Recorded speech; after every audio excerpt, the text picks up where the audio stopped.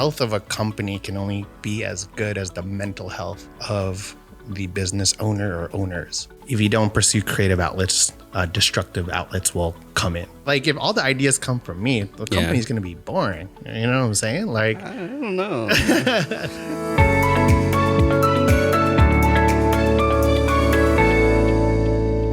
Welcome to Business Talk with Eric Chau, episode number 9. Today, we are going to dive deep into the dark side of entrepreneurship with Lloyd Ortuoste. He is the chief executive bear, you heard me right, bear, and co-founder of Baonanas, which is based out of Jersey City with location also in New York City, spreading his happiness. So Lloyd, what's up? Welcome to the show. Excited to be here. This is amazing. You know, I know we've been trying to schedule this since I think April. Yeah. Right. And, you know, things happen and, you know, 'tis life. But we are here. Yeah. But we're here. I'm so glad we get the chance to get you in the studio today. And, you know, I remember when I first met you, right? I think it was maybe sometime last year. And I was the moderator for the panel that you were sitting on, right? Yeah. Right here, right outside. Yeah. K-Vibe studio here in Jersey City. And man, you just came across as just a fun dude. I don't believe that. I'm just joking. And then when I checked out your Instagram, it kind of validated my original beliefs. Thanks. With that said, we're gonna start off the show a little bit on the dark side, if that's okay with you, because I think a lot of maybe early entrepreneurs, startup business people, they came into the business with the perception that, man, this is the way to ultimate freedom. Yeah. Right? Yeah. Having control of your time, make as much money as you wish, right? And all that is so easy. Yeah, you know, it's so easy. Everybody should be doing it, right?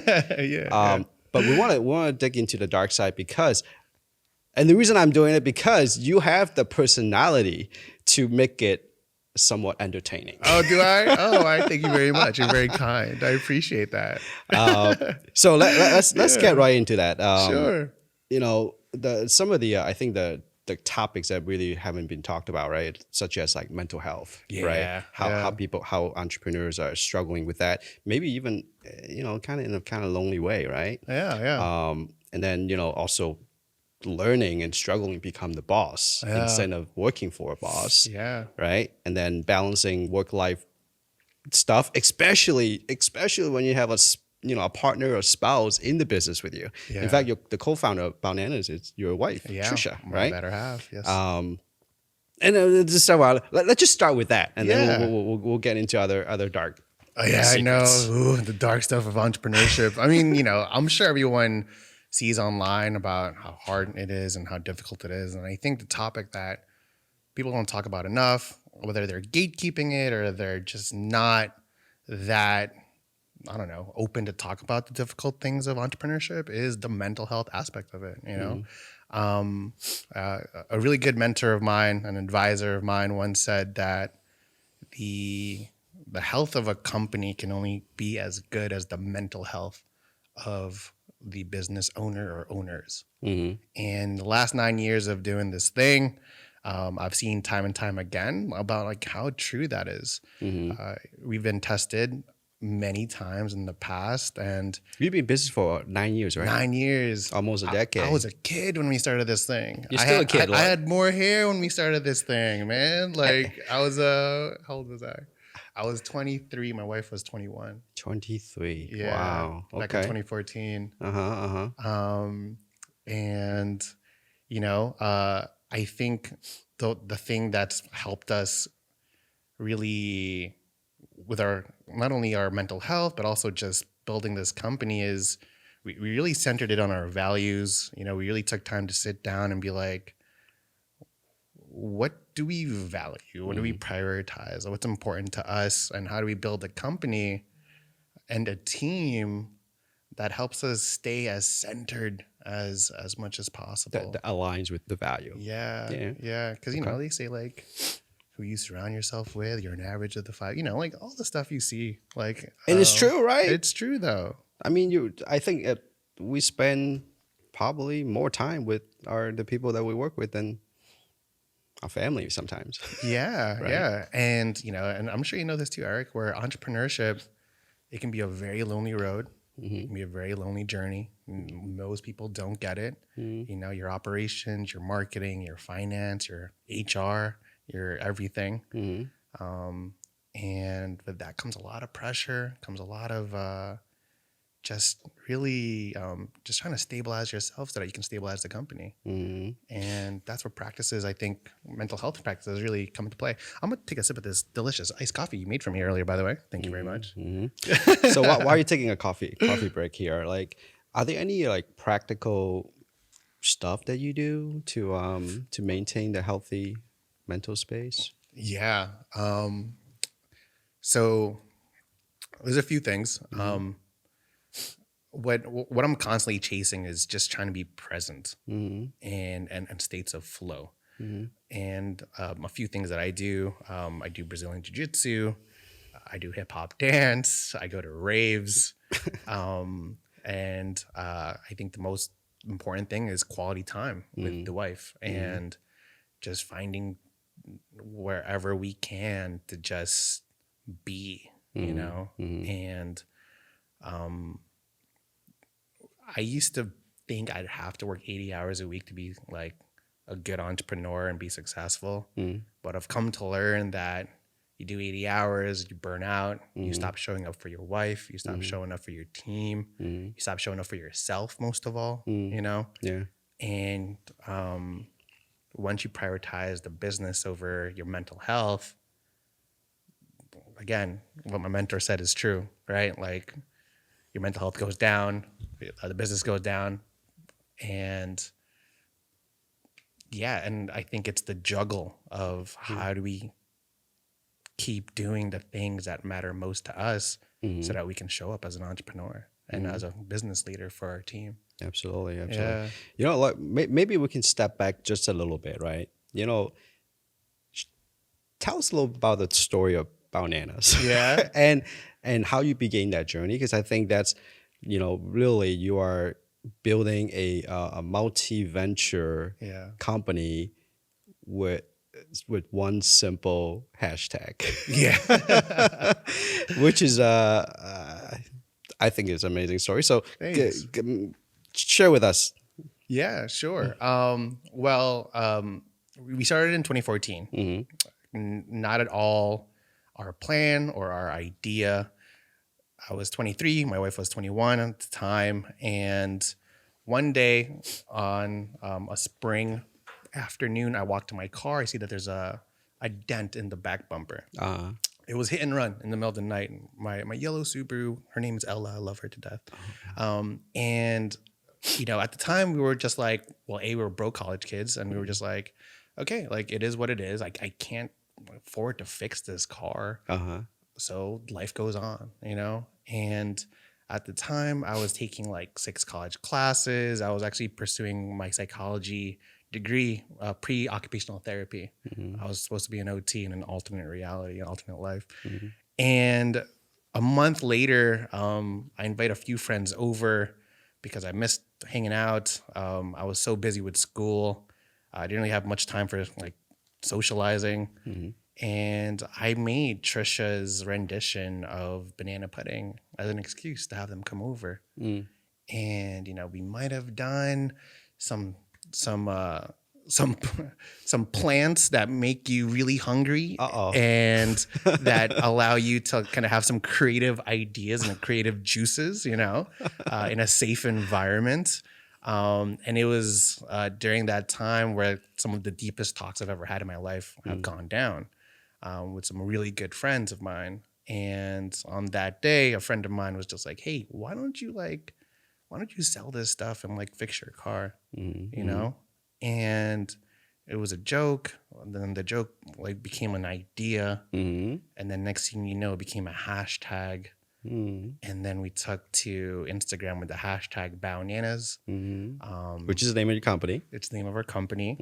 For those of you who don't know, Bao Bao, it's actually Mandarin. It means precious treasure. It also means to be full. Also means little, little buns. It's Bao. interesting. Yeah, the language, right? It sounds each sound could mean Yeah. differently. Yeah. Yeah. Different context. And my wife was actually studying Mandarin. That's why we call each other Bao Bao at the time. Oh. She's Filipino though, Mm-hmm. but that's our bae. That's our term of endearment. So we thought it was funny. Put Baonanas in the hashtag, posted it on Instagram, and from there it spread. You know, friends started posting about it. They started ordering it. I actually have a little Hello Kitty notepad that I carry with me everywhere I go, Uh-huh. where our very first orders. That's where we wrote it down back before CRMs and like fancy websites. It was just this little Hello Kitty notebook, Instagram, and that's it. And from there, it took off. Yeah, I mean, and we're gonna dig in more deeper later, but like it's just from that one hashtag, right? That's it. That idea with maybe again, with the people that are around you, right? That are encouraging Good people's. Yep. encouraging you to pursue that, and I think and you never had any business background per Zero. I mean, so in high school, I took accounting and business management because my homeboy, he was a co-best man at my wedding. His name was Chaz, a really good friend of mine, and a mentor in many ways. He told me that to take that because it was easy. And so that's why I took those business classes because the teachers are easy. Funny enough, he's an entrepreneur too. He owns Soma Movement in Maplewood, New Jersey, jiu-jitsu and bodega jiu-jitsu as well. So I trained jiu-jitsu with him too. But other than that, I had zero experience. Dive right in. Trial by fire type Trial deal. by fire and a lot of books and a lot of podcasts. Yeah. Yeah. Hey, including this one, right? Including this one. Yep. That's awesome. Maybe we can kind of switch back, right? To some of the dark side. I think this is kind of relating. It's being able to make some hard decisions during your business journey, right? I mean, especially, as someone is learning, right, the different aspects of businesses, right? What would you say would be like some of the hardest decisions you have to make, and the lesson that you learned from them? Yeah, many. There's a lot that we only have time for two. You only have time for two. I got you. Let me just look through the file cabinets in my head because there are so many. 80,000 hard decisions that we have to make every day. 743 of them actually. Okay, so I think the most recent one is the company. We had to go through a restructuring, right? We grew too fast. I realized for a company of our size, to have everything kind of come from me, from again, like the way that I segment our company in terms of the departments, operations, finance, and marketing are like the biggest ones, right? And they were all going onto my plate, and with only around 50. Some weeks, 60 hours of work that I put into this. I'm curious, how many employees you have right now? Right now, we're at like 28. 28. Okay. Yeah. And some of them are in the Philippines. But yeah, we have 28 team members. And we had to do a restructuring. It was really hard because, you develop personal relationships with a lot of your team members. And I tried really, really hard to see where our team members that unfortunately weren't fitting the organizational structure to hit our company's goals. I tried really hard to find a way to move them laterally within the company. I think it's a good thing and it's a difficult thing about how we run our business where we really, I know all companies say this, but we really care about our team members. We learn about their goals, like how does their goals fit in with the company goals and how can we actually have it make sense, like their chapter with the company, right? Like if it doesn't make sense for them, why would they want to come into work? Let me ask you, Lloyd, I'm curious, like obviously we are kind of in the middle of a economic storm, right? In fact, this studio here produced a podcast called Picture Freedom. Dope. And the latest episode that I listened to was about the current economic conditions. So with you doing, with the restructuring, right? Is that because of what you have seen, what's happening, or anticipating on what's happening? Because that's Yeah. interesting to see the take of entrepreneurs on the street, because you're literally on the street. Yo, for real. Dead ass. I don't know if I can curse, but dead ass. But yeah. So, I mean, what I learned is for a company of our size, the biggest hole that we had was we lacked a director of operations. I was still the director of operations. I was still the CEB, Chief Executive Bear. What up? I'm still the Chief Marketing Bear, still the Chief Finance Bear, right? Because we bootstrapped our way to where we are, and so without like a venture capital backing behind us where we could pay for salaries of like VPs or directors, we always just kept things with me, and I would try to train people up to kind of be an extension of myself. But one thing that I learned is if I hire experts that can actually bring in a lot of expertise, like this, our director of operations now, her name is Ruby. She's actually based in the Philippines. She's had 10 years working under Jollibee corporate. She really cares about her team. She's like, We all love Jollibees, right? yeah, we all love Jollibee, represent Mabuhay. And like what the restructuring showed me is like, the reason why a lot of stuff wasn't getting done is because I was in charge of too much, right? And so I had the choice of, okay, I either work 80, 90 hours a week, start being a bad husband, a bad son, a bad friend, a bad leader, always burnt out. And I've been there. I've been burnt out. Hate myself when I'm burnt out. No one likes a burnt out Lloyd.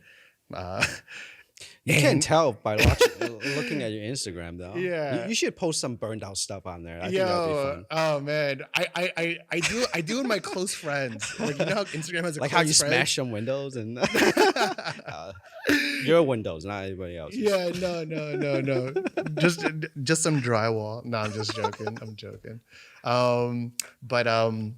Yeah. So when we say restructuring, it's really like kind of reorganizing your company. Correct. By bringing in expertise. Bringing expertise. Not like laying off, or that's combination of the two. Combination of the two. Okay. And for me, it was something that I knew deep down inside I had to do Yeah. for quite some time, but I was in denial about it. Because for me, I'm like, if I can coach someone up, if I can dedicate time, if I can invest into people and really get them to where they need to be to do a job effectively, I will do that.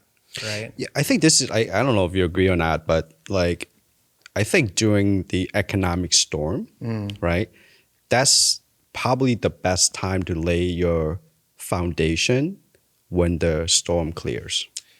Yeah. Right. I think that's kind of what you're doing right now, right? Yeah. Kind of breaking the foundation a little bit, make sure you put some better concrete and cement in place. That's a perfect way to put it. And then, because we did that during the pandemic too. During the pandemic, I think at the time we were a team of 12. We furloughed 10 of them. And we went from 12 to 10, from 12 to 2? 12 to 2. It was me and this guy, his name is Vince. Shout out to Vince. He is a he works in UX now in a tech company in Vegas. Really proud of the guy. It was me and him for like 4 months every day, just making Baonanas, delivering it, not knowing if the world was gonna end or not. Did you have a retail store already or no? We had our Harborside location, downtown Jersey City one. So shut down, right? Yeah. Like our HQ one was, we got scammed trying to build that place, so that's a fun story. But that one was still in construction. It was supposed to be finished March of 2020, and then boop. So fun stuff. So you pour a bunch of cash into it, and then you cannot use it. Yeah. Okay. But it was a nice reset button. It was a nice reset button. Well, looking back, right? You went from 2 to like 2 employees to like 23 now. So it's a growth. Yeah. It's some growth. And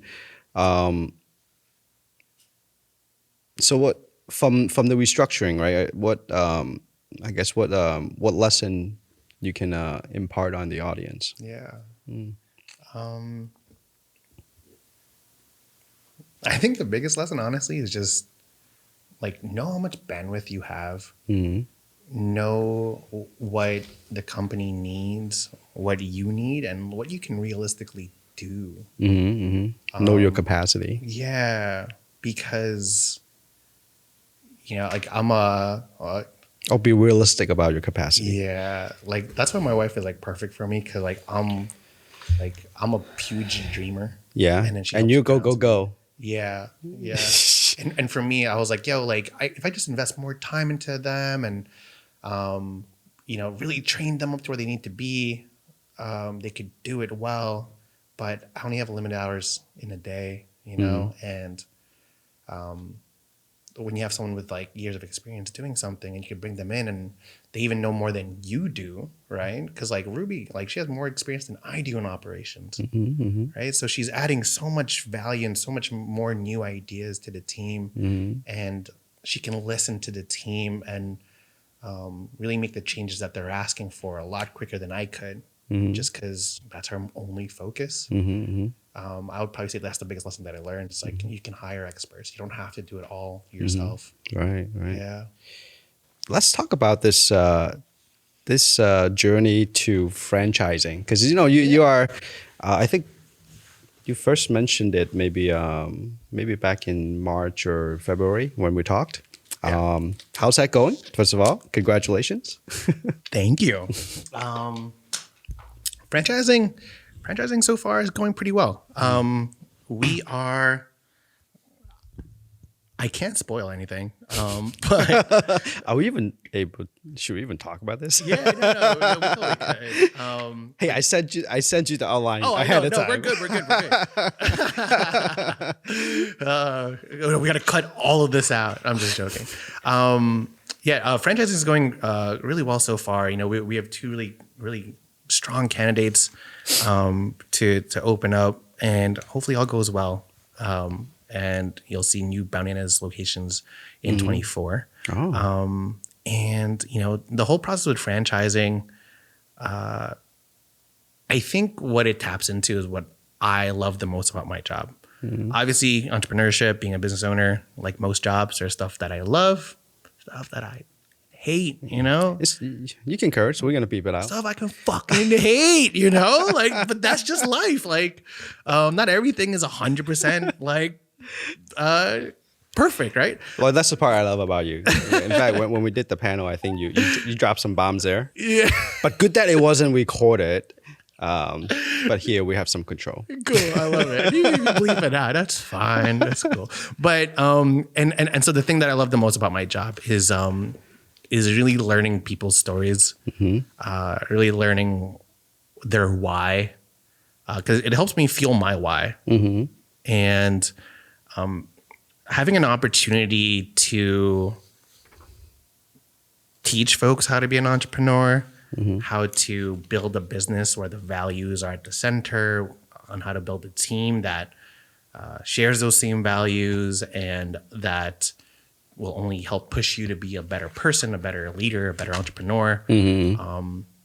That's exactly what we're doing with our franchising program. Yeah. Is we are coaching aspiring entrepreneurs or maybe experienced entrepreneurs to go on this sweet venture of spreading happiness with Baonanas. Yeah. That's awesome. Now, at what point did you realize that the franchising is the direction that you wanted to go with Baonanas, or was it something that was, already thought of at the beginning? And I guess at what point did you guys? Okay, it's time to franchise. Yeah. So at the beginning, so this is a book called The E-Myth, Entrepreneurial Myth, Michael Gerber. A lot of people recommend reading that, and I read it. And he always said to build your business like you're building a franchise. Oh. And maybe that was like a little seed that was planted 9 years ago.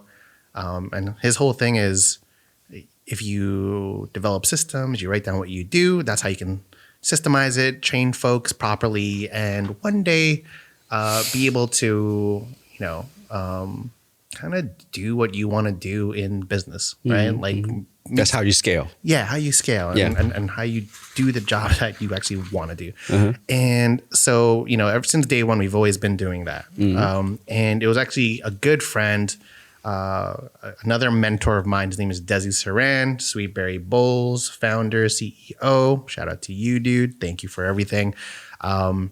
He helped me survive the pandemic. He helped me survive a lot of things through the years. And it was actually him that, kind of introduced me to this idea of franchising. And it was back in 21, I believe. I was feeling burnt out. We grew too fast. I was at the time managing Baonanas HQ, Harborside, our catering program where we do corporate and wedding catering, our wholesale program where we provide Baonanas for cafes, coffee shops, and restaurants, our markets and events where we were at Smorgasburg in Brooklyn and popping up for things like Midnight Market and All About Downtown Jersey City. And I was all going onto my plate, right? Because I was the chief everything bear at the time. And he lived that life and he switched to a franchising route where your biggest role is setting people up for success, being a phone call away whenever they need help with anything on their entrepreneurial journey, and building out a turnkey business that the finances make sense, the time investment makes sense, and I think the values and the why make sense. And so for us, for Trisha and myself, like one thing that we really want to do is we want to be able to live anywhere in the world. We want to be able to travel. We want to be able to not feel tied down to like a specific location. I like to work from home, man. Like, you know what I'm saying? Like, and franchising helps provide that and helps provide this, again, just this purpose that I feel like I have of just like mentoring, coaching, and helping dreams come true. Man, like that sounds corny or cliche, but that's why I think I'm here. Yeah. I think a really business is just a means to an end. It's a means to an end. It's not the end. And there's different paths people can take, right? But as long as you're true to your value, right? True to your beliefs and help people along the way, right? Which is, that's why we do what we do. Yeah. You know. So another question I have with the franchising is this, any like what was your kind of your franchising vendor selection process looking like? What were some of the more important questions that you asked, doing that process? Maybe that way, it could help some of our audience that are considering about franchising their businesses. Yeah. So the selection process, I mean, the whole process, it takes time, right? Like, before we even get to the prospect vetting of it, we had to work with a franchise development group that took a look at our operations manual, said, hey, we can bring it from here to like here. It's FTC regulated because there's a lot of predatory franchisors out there. Quiznos, I'm talking about y'all. That's what y'all were doing, messed up. Where they would like overcharge their franchisees. They would like basically leave the franchisees like. Are they even in business, Quiznos? I don't know, but they did some shady stuff. I don't see them around anymore, but anyway. Yeah. And so after getting all that stuff together, of course, we put out feelers, we put out ads, and then people apply. They let us know what territories that they're interested in opening up a Baonanas. And then we have a talk just like this, where I'm just like, what? Why do you want to do this? Entrepreneurship is wild. It's a roller coaster. Some days are like the best days of your life, and then the next day is the worst day of your life. Why do you want to do this? Why? And it's in those conversations that I'm able to learn why. If they have a strong why, then I'm interested, right? And after that strong why, I have to learn about their background, right? Educational background. Maybe they have family that's run businesses. Maybe their job is something that we're thinking of. What transferable skills do they have in whatever it is that they're doing that I believe that because they have to convince me and Trisha like, hey, like you can adopt one of our babies and like raise it. And also it's like, we feel like this responsibility that it sounds funny. Like, I guess this is what like, well, I would say like when people like give away puppies, they probably feel this way of just like, do we really believe they can be successful? Because for a lot of these folks, they're making a huge life decision here. They're investing a lot of money, a lot of time. And if we don't believe that it's going to be successful for them in our heart, like we cannot move forward. Right. Because again, like if for some reason they fail, it's on us, number one. That's how I feel about it. We are responsible for everything we do in our lives. Right? Yeah. Like if anyone in my company fails, it's on me first. That's just how I feel. And then number two, then it's on them. Because like, if I did everything to set you up for success, if like I answered every question, I told you all the secrets, all the 9 years of doing this thing, and you didn't execute on them, there's nothing I could have done. Right? And yeah. Curious, like you say you have a couple franchisee kind of on the pipeline. Yeah. Like how many did you have to interview for you to get that to? I'm just curious. Yeah. So the funnel, the pipeline we got, in the last 6 months, I think maybe around 53. Okay. That's funny. I'm such a numbers guy. Say Man. about 50. Something. Yeah, around 50. Wow. Conversion is that's about right. 40, so around 50 have inquired. Yeah. Out of that 50, a dozen of them, around a dozen, actually get to the interview. Got it. For different reasons, right? Like we're not trying to open up anything outside of Jersey next year. Like to do something outside would be so difficult for us. We're learning how to be franchisors too, right? Yeah. And then so out of the dozen, we interviewed them. I want to say like maybe 4 or 5 were like promising. And out of that 4 to 5, 2 are really far down the conversation. Got it. Okay. And then thank you for sharing that. I'm always curious about conversion ratio in that perspective. Yeah. And to be quite honest, like, I'm hoping that they say yes, because I think they're both fantastic candidates. But the actual like the industry kind of standard for people saying yes, it's literally between 1 to 2%. Right? That makes sense. Yeah. So I'm at a 0.5% right now, or like a 1%. Yeah. Well, best of luck on that, man. Fingers crossed. You can have more franchisees spreading happiness out there. Yeah. Thank you, man. I appreciate it. And we got some happiness sitting on the table right now. It's really tempting, man. I'm trying to hold back. Try your best. Especially but don't try too hard if it calls your names. The taro is really catching my eye. So nice. Sorry, I got distracted. Okay, let's get into the next topic here. I think, talk about spreading happiness, right? Yeah. In fact, I think ever since I met you, that's kind of your thesis, spreading happiness. And you can tell just, watching your Instagram, it's just so entertaining. like I haven't seen it like post lately. I don't know. You kind of taking a break. I had to go on a mental health break from the gram, bro. You gotta be concerned about your audience mental health too, because it's a great relief. Thank you. I appreciate that. You like dance, like hip hopping, karaoke. I don't know what else you do on there, but it's good stuff. Okay. Thank you. Tennis sometimes, which we still got to play tennis, by the way. Gotcha. You have time for that? Yeah, I'll make time, man. I'll make time. Yeah. So with spreading happiness, how do you what do you do to instill that attitude, I guess, or culture into your team? Yeah. I think number one always starts with centering myself, right? And center to me sounds corny, love, right? The love that Trisha and I have, the love I have for my family, my friends, and by centering there and centering the company, on this values of ours, then that's how we can attract people that share those values, right? When it comes down to the company's values, we only have, I think it's 4 or 5.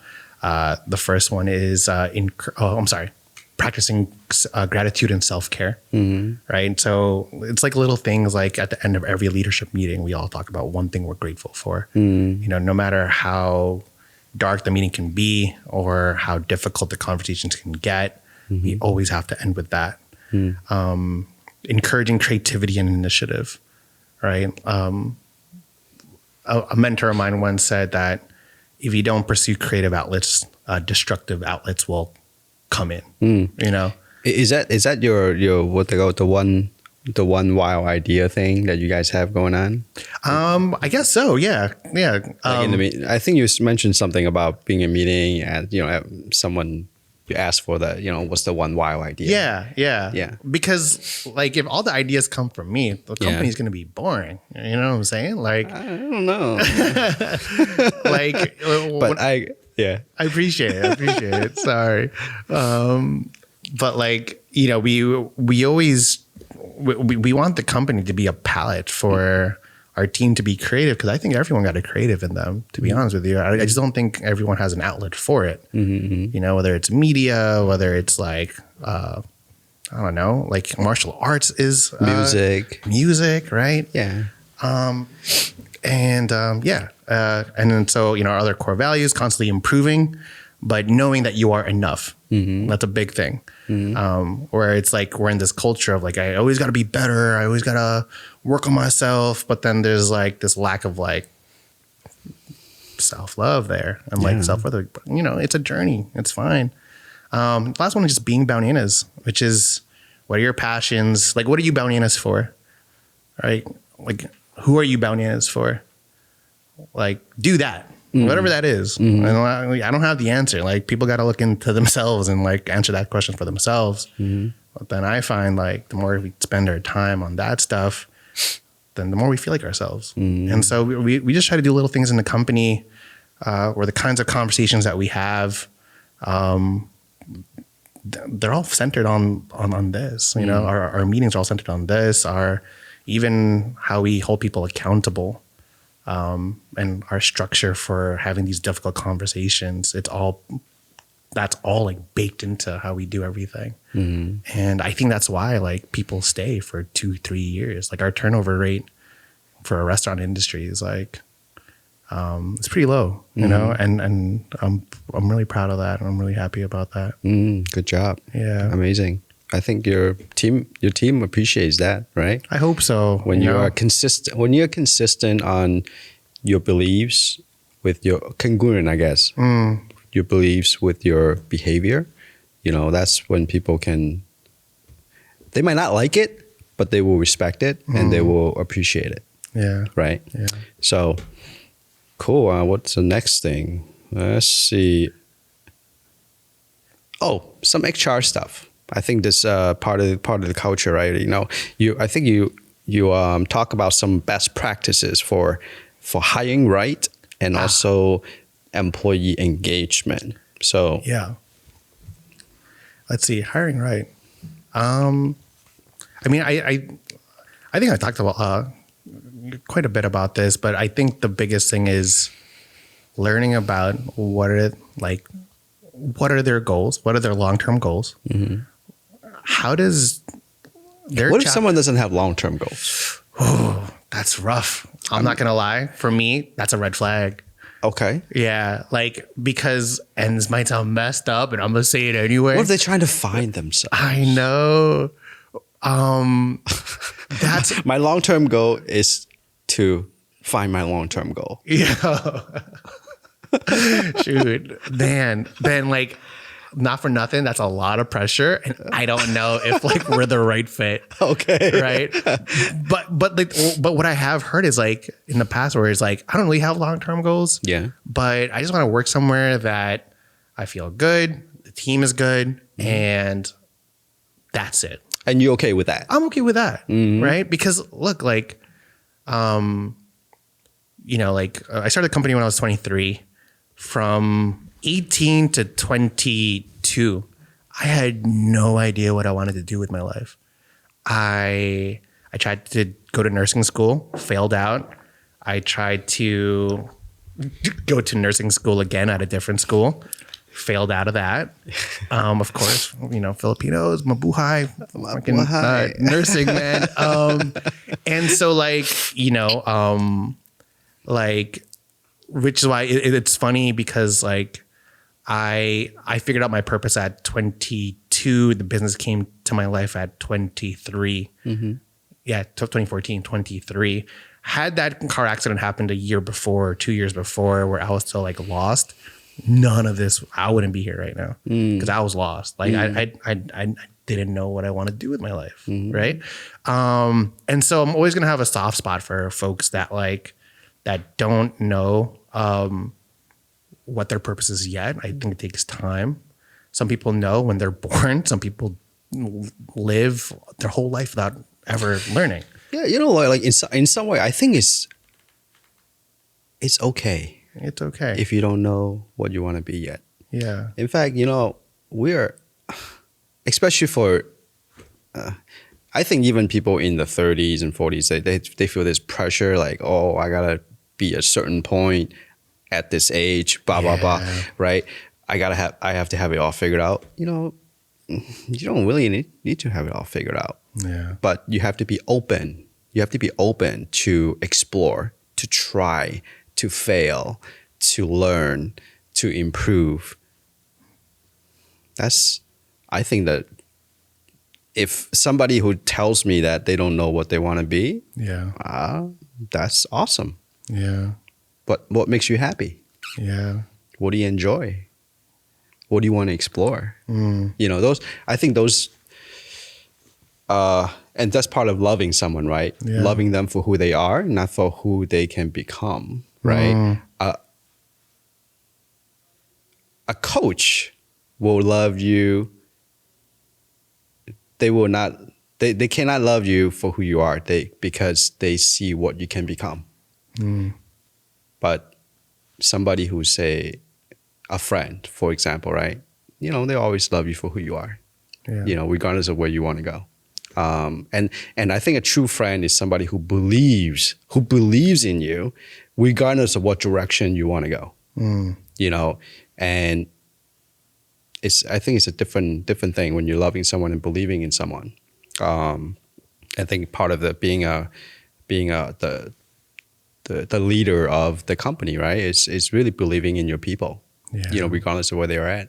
Yeah. That's so true, man. You're dropping bombs here, Eric. This is your show. I love it. Okay, this is your show. It's our show, man. This is our show. It's a collaboration, man. It's all good. It's all good. Okay, well, we are running short on time, man. Okay.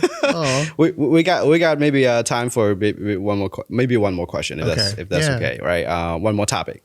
On our call, right, back in April, you told me that that you are more than your occupation. Okay, meaning you are more than what you do. Okay, so can you for those who don't follow you on Instagram, they should, because that just brings a lot of laughters. But on there you really show a lot of your the personal side of you, right? Your jiu-jitsu, tennis. Even when you play tennis, like the tennis posts are like hilarious. No, thanks. All the stuff that you do. It's was it intentional for you to do that, or just that's part of you? I think, and more importantly, like how does being you help your business? By showcasing the digital persona. I think at the beginning I was nothing but CEB of the company, because that's what the company needed, right? And for around 2-3 years, I didn't listen to music. Music has always been a huge part of my life. Like I was a dancer from 15 to 23. Like I was on a hip hop crew and everything, like traveled all over the East Coast. It was like my life. And for many years, I had to make a lot of sacrifices just so we can take the company from here to here, and of course, by taking the company from here to here, it's about taking the life that I envision with my wife and for our future family to just bring it closer to reality, and what I learned is that when you become nothing but your occupation, you lose yourself. And I lost myself for many years. Yeah. How long did you allow yourself to stay at that state? Man, too long. Maybe like 4 years. 4 years of just like nothing but this, like my friends and I still joke about it. Like I was gone. I was a ghost. But okay, so with that said though, Yeah. looking back, with the 4 or 5 years of you just grinding it, right? Really ignoring the personal you, right? Was it worth it? Oh, good question. Because while you're thinking about it, Yeah. because I feel like if you did not do what you did for the 4 or 5 years, right? Yeah. Maybe you wouldn't be in a position that you are today, or you'll be in a different position, right? So, yeah. Honestly, I'm a big believer in not having regrets, and everything's everything's a lesson one way or another. So yeah, I do think it was worth it. There are times even today where, the work ethic that I had back then and how many hours I used to put in, sometimes I miss that, especially when I get very ambitious about certain goals and timelines, like these made up timelines I have for myself. And my wife always has to calm me down and say look, I get it. Like that Lloyd got a lot of stuff done, but he also didn't get a lot of stuff done. Right. Like he got a lot of stuff done for work, but as a husband, as a son, as a friend, he put a lot of that stuff to the side, and she always grounds me and always reminds me I love where you are right now, and this balance that I have trying to have this balance of being able to have these creative outlets, right? And these states of flow, right? Because tennis, jiu-jitsu, dance, going to raves with my wife and our friends, they're all moments to just be present, right? I'm not thinking about the future or the past. I'm just right here, right now. And I think that's why they call it the present, because it's such a gift. It's such a rare thing to have, right? And that's what those things do for me. So they help me show up as a better CEB, as a better leader, as a better version of myself for everyone that I need to show up for. Yeah. And I guess going back to some of the dark side, right, of entrepreneurship. I mean, I think there's got to be an expectation that there's going to be a season. Yeah. There's going to be a season where you might have to sacrifice some things. There's nothing for free, right? Our freedom is not for free, right? I think more entrepreneurs, if they had that expectation going in to a business, they would be more at ease. It's like trying to go through college without ever attending a class or going to take an exam. Impossible, right? Yeah. Unless you are ChatGPT. Yo, seriously, that's my best friend right now. But having that expectation, right? Would you agree that is you're gonna go through some stuff? Yeah, having that expectation, and having the conversations with your peoples too. Yes, because I think that's a big reason why my wife and I were able to weather a lot of the storms that we did. Yeah, because you guys build a business together. We did, and a lot of people forget she's a co-founder. She's our chief creative. I didn't forget. I appreciate that, Eric. I didn't forget. I appreciate that. Women founders need more recognition. And I think people whether I don't know what it is, they forget. And for the first 3 years of the company, it was her and me every day, right? And then she went to law school. She's an attorney now. She represents employees, nurses unions, teachers unions, doing the good stuff in law. I love her to death. And, she's our chief creative bear. She still does like all the creative stuff for the company. But yeah, like communicating with her about the seasons, that's how we made it through the last 9 years. So Great point. Great point. Expect stuff to come your way, but yeah. have someone to be there along the way. Yeah. That's if you're lucky enough. Find someone. Find your support, right? Word. Yeah. Find your support. Yeah. Man, those Baonanas is really tempting me, man. Yo, I'm it's calling really, your name. Eric. It's clouding my thoughts right now. But we're gonna, I have to ask this question for the audience, right? Yeah. And I do that for each one of the guests because I feel like, people coming together, Yeah. or meeting one another is not by chance. It's all because of higher purpose. Right. But if somebody like happened to run into you at one of your stores, right, Baonanas, they recognize they saw Business Talk with Eric Chau, and then they say, hey, that's Lloyd. Yeah. And this is somebody who maybe aspiring to be an entrepreneur, Yeah. maybe not in the retail space, but just in general, right?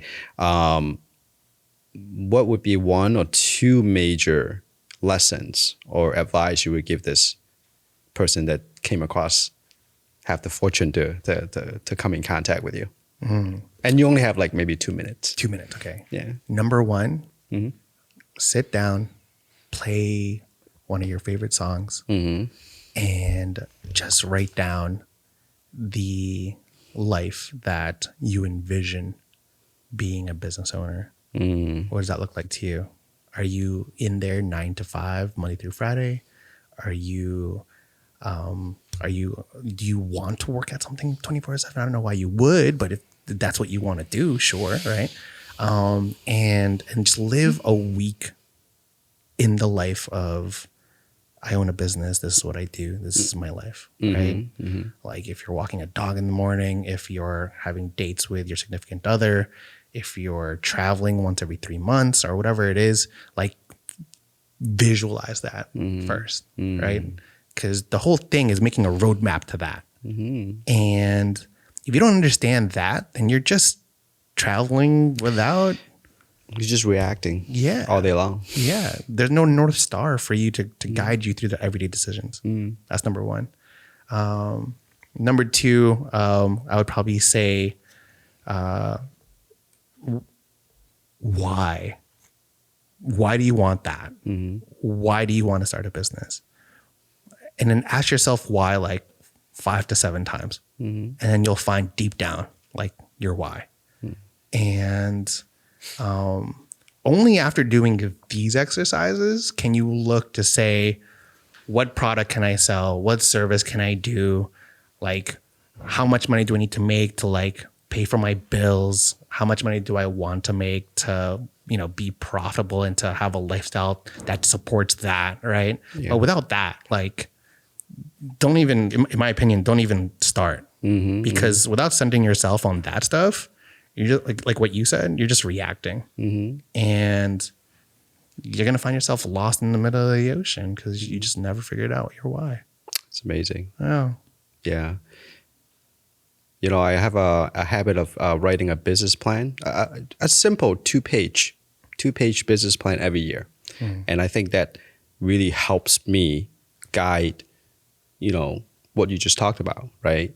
Giving yourself a roadmap on what you want to accomplish or achieve. So I hope the audience get that, man. Find your favorite music, right? Get a notepad like this and start doodling. Yeah. Shoot, if you can draw too, yeah, man, make it fun. Make it your thing. Amazing. Well, Lloyd, tell the audience how we can connect with you. Yeah. You can connect with us, Baonanas, on all the socials. That is BAONANAS. If you want to follow my Instagram, it is what is Lloyd's, WHATIS LLOYDS. I should probably make it more professional, I guess. You can visit our shops, one in Jersey City, that's HQ, 181 Monticello Avenue. We also have one in the East Village. We partnered with our homies 7th Street Burger to open up that one last year, and that's on 7th and 1st in the East Village. And I think that's all my plugs. Baonanas.com. Check it out. Yeah. All right. Amazing. And for those who missed it, we're going to have your information in the description. Love it. Let's go. But hey, Lloyd, I appreciate you so much. Thank you as well. And this is an amazing chat. I can't wait to connect it again. Yes, let's do it. Cool.